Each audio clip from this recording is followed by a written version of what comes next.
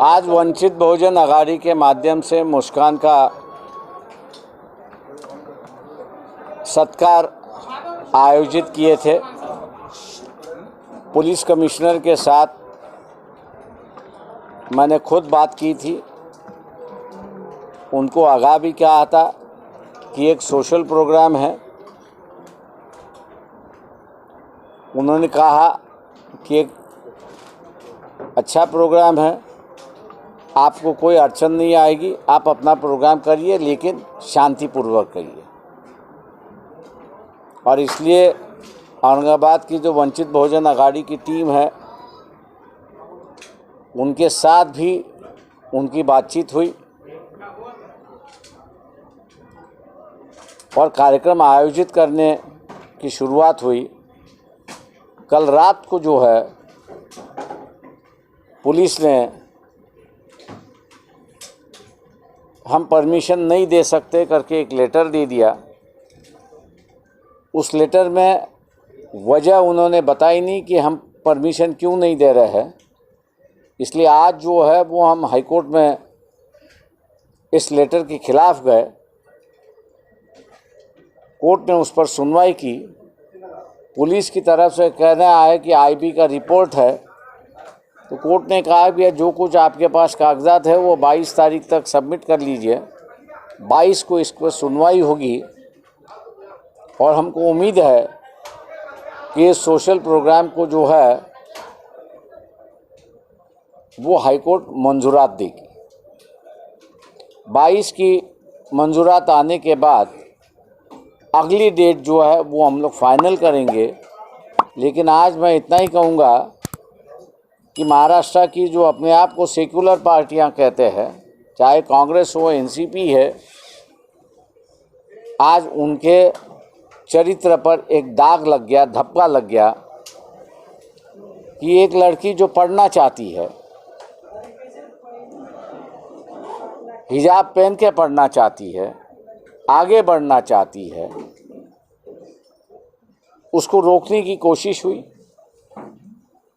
उसने हिम्मत दिखाई कि मैं पढ़ना लिखना चाहती हूँ और जिस लिबास में मुझे पढ़ना है उस पर किसी प्रकार के कानूनी रोक नहीं है, संविधान मुझे इजाज़त देता है। और इसलिए मुस्कान ने जो हिम्मत दिखाई, इस व्यवस्था के साथ लड़ने की जो ताकत दिखाई, उसका हिम्मत बढ़ाने का, हौसला देने का आज इस प्रोग्राम के साथ में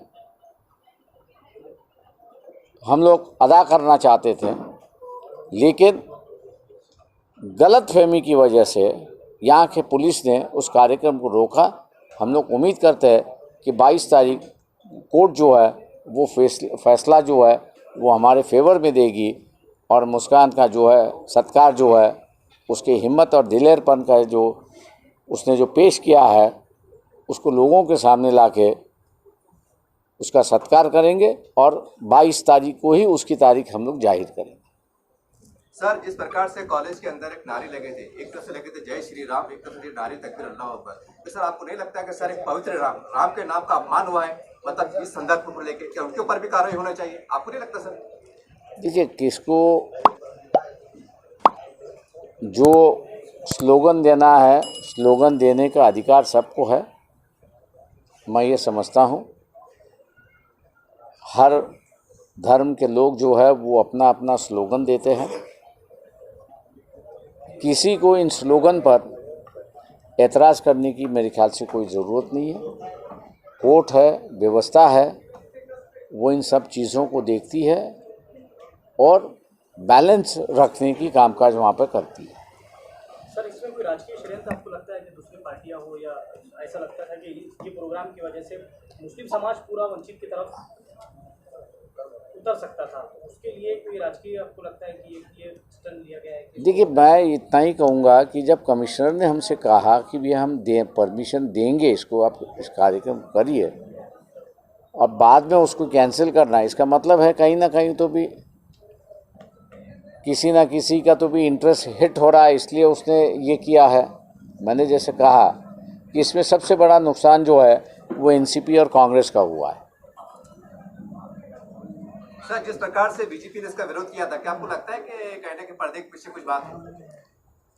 देखिए, मैं यही कहूँगा यहाँ पर कि बीजेपी अपना एक हिंदुत्व का एजेंडा, वैदिक हिंदुत्व का एजेंडा जो है वो लेके चली है, खुलेआम लोगों के सामने है।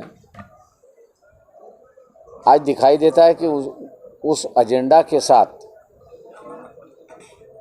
एक 20-22% की जनता सिर्फ दिखाई देती है और बाकी जनता जो है उनके साथ में नहीं है। यही परिस्थिति है। यही मैं समझता हूँ कि इस देश का एक सेकुलरिज्म जो है वो जिंदा मिसाल है, दिखाई देता है।